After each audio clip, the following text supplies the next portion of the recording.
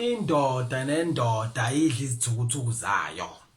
Sikhathele manje labo bhuti abadala akafuni ukuyofesa ngiyofesa mina ngeke ngiyosebenza mina kagobe iqolo umfowethu eyiphoyisa ngeke mina ngosebenza kagobe iqolo umfowethu uthisha kufanele asebenzela wena uyindoda umdala wengane ngofesa into yenzayo wena ubhuti omdala namamede enkomo nezinkukhu wena ubulala yonke into efanele ibulawe la ekhaya kodwa uyiphambili uhleli uthemba umfweni yonke lamadoda ehlukumeza amakhosikazi ethu la lo mfazi wadla imali kamfowethu uma indoda isishonile la ashifa ashiyela ingane zayo uzibhekile na uzibheka wena uyingane ngofesa wena ubani wakuvimba wena ukuthi uye phambili abantu abayeke ukuthwalisa izingane zasemakuba amatshe bengafuni ukuyofesa ngeke lishaye itheli mina ubhuti uyasebenza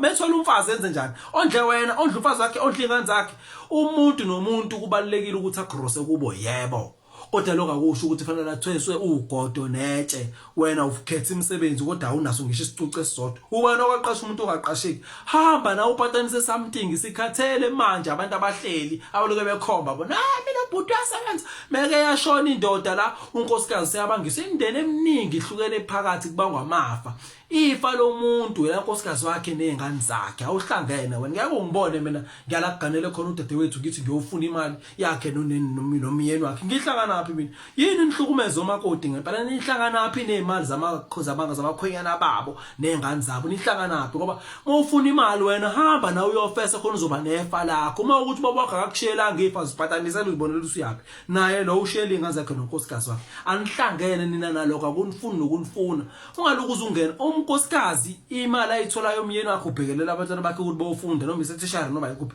awuhlangene wena ni busy nikhetha imisebenzi niyabheda la hamba ofesa gede